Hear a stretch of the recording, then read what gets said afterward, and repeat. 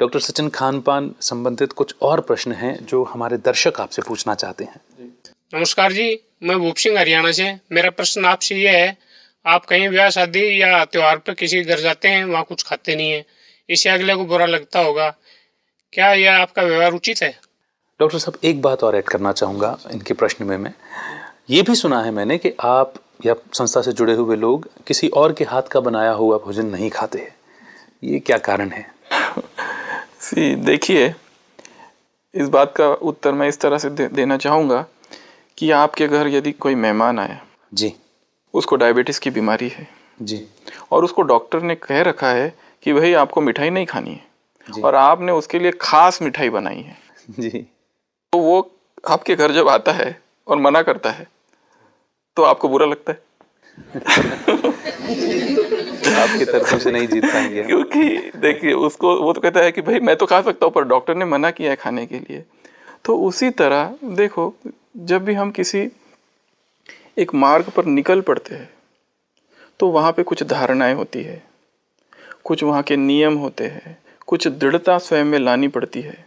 तो इस संस्था की भी अन्य एक मुख्य धारणा है, जैसे मैंने आपको कुछ समय पहले कह रहा था कि अन्न के 3 प्रकार के दोष होते हैं, जिसमें हमने जाति दोष तो देख लिया कि जिसमें राजसिक, सात्विक और तामसिक।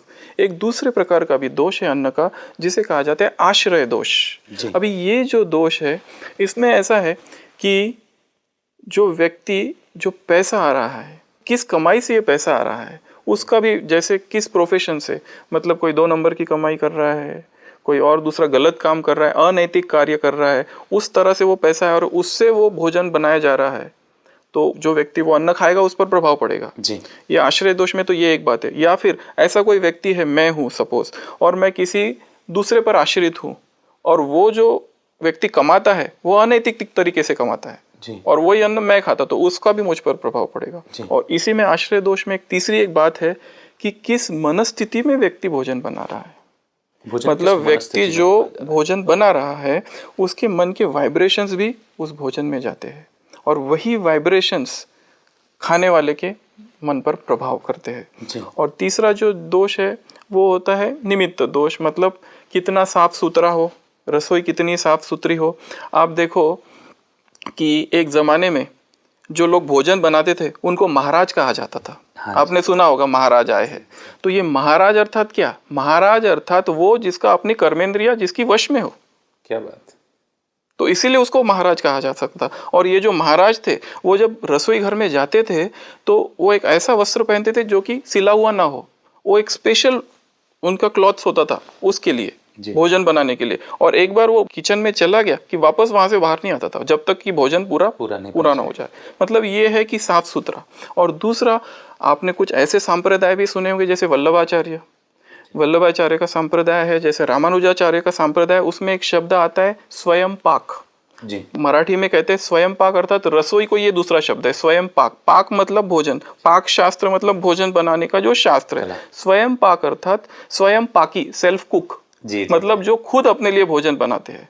तो ये धारणाएं तो हमारे भारतीय संस्कृति में कब से चालू है कि इन सभी जो दोष मैंने बताया उसका मन पर कहीं ना कहीं असर तो पड़ता ही है।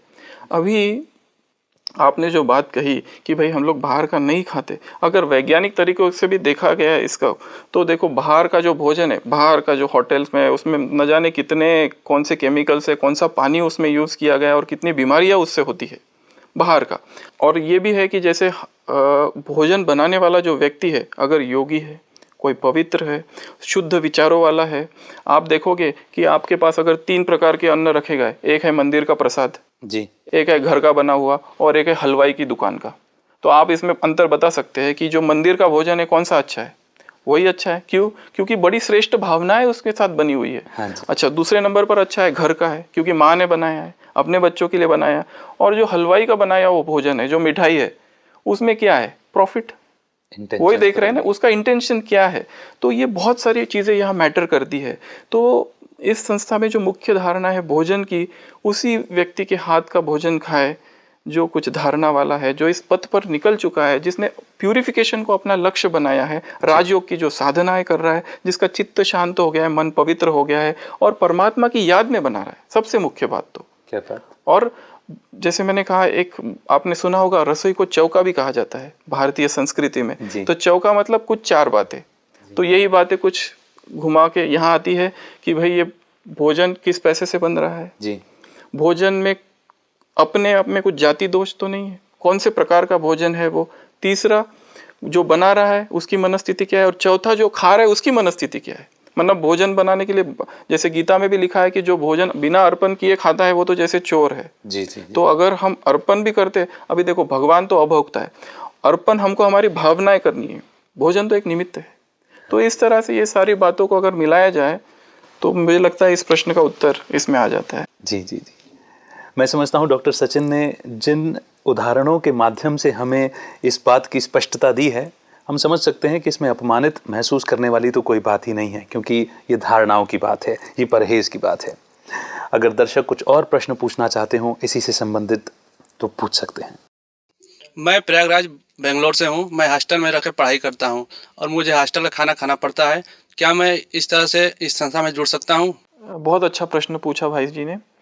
पहले तो मैं इनको इस बात के लिए धन्यवाद देना चाहता हूँ कि ये हॉस्टल में रहते हैं, अपनी पढ़ाई करते हैं और साथ साथ अध्यात्म में भी रुझान है इनके जीवन में।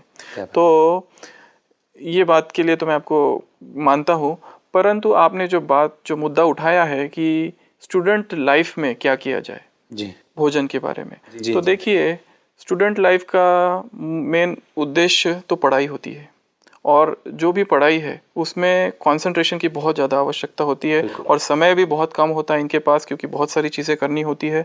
और ऐसे में अगर कोई व्यक्ति ये सोचे कि मैं खुद अपना भोजन बनाऊं तो ये तो बड़ी मुश्किल हो जाएगी। जी, जी। तो इसमें आप ऐसा कर सकते हैं कि कोई ऐसे व्यक्ति को देखे इस तरह का भोजन, एक तो सबसे बेस्ट तो मैंने जैसे कहा कि खुद बनाए या किसी ऐसे व्यक्ति से ले कि जो योगी हो, जो पवित्र जीवन की जिसमें सारी धारणाएं हो, परंतु किसी कारणवश आपको ये नहीं मिल रहे हैं इस तरह के लोग। हाँ जी। तो इसमें आप ऐसा कर सकते हैं कि कुछ दूसरे संप्रदाय के लोग होते हैं, मांस मटन ये जी सब हाँ, चीजें नहीं खाती, मतलब तामसिक गुणों से वो मुक्त है।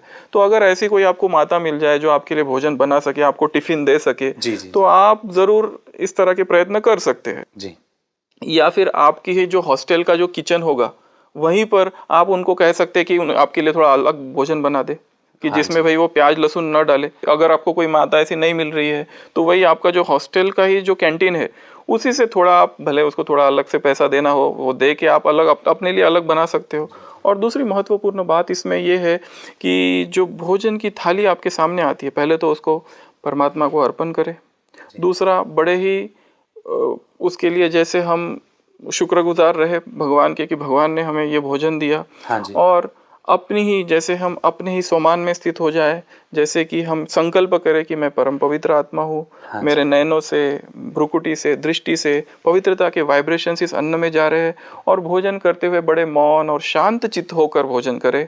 और भोजन करते करते इस तरह के संकल्प करें कि ये भोजन मेरे शरीर में जा रहा है और मुझे स्वस्थ कर रहा है, मेरे मन को शांत शीतल कर रहा है। जी। तो इस तरह से भी आप मतलब इनकी जिस प्रकार की समस्या है उन परिस्थितियों में ये अपने आप को एडजस्ट कर सकते हैं। और आपने एक बहुत अच्छी बात बताई, ऐसी परिस्थितियों में भी कम से कम तामसिक भोजन को पूरी तरह से अवॉइड करके, अंडा मांस मछली इत्यादि को हटा करके दरकिनार करके सात्विक भोजन की व्यवस्था किसी प्रकार से भी की जा सकती है। और उसके शुद्धिकरण की प्रोसेस भी आपने बता दी।